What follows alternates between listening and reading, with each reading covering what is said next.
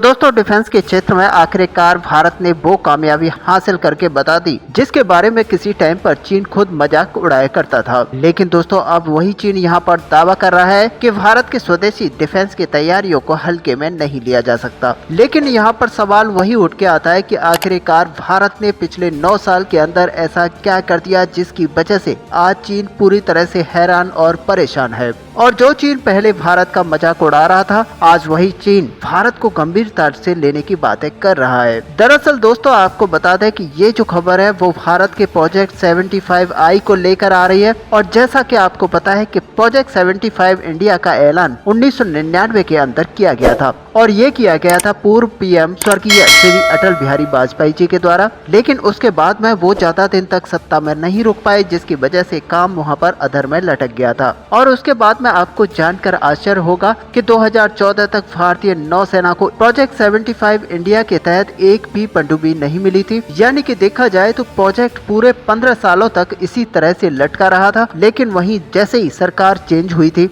और 2015 के स्टार्टिंग में ही प्रोजेक्ट 75 इंडिया के तहत कैलोरी क्लास की पहली पनडुब्बी इंडिया को मिल गई थी, जिसको नौसेना में 2017 में कमीशन किया गया था। और उसके बाद में 2017 में INS खंडेरी मिला, जिसको 2019 में कमीशन किया गया था। उसके बाद में 2018 के अंदर करंज मिला, जिसको 2021 में कमीशन किया गया था। और 2019 में ही INS बेला भी मिला, जिसको 2021 में ही कमीशन किया गया। और 2020 में INS बागीर मिला, जो कि 2023 में कमीशन किया गया। वहीं दोस्तों आपको बता दें कि 2022 के अंदर भी INS बासगीर भी यहां पर लॉन्च किया जा चुका है, जो लगभग 2025 के अंदर कमीशन कर लिया जाएगा।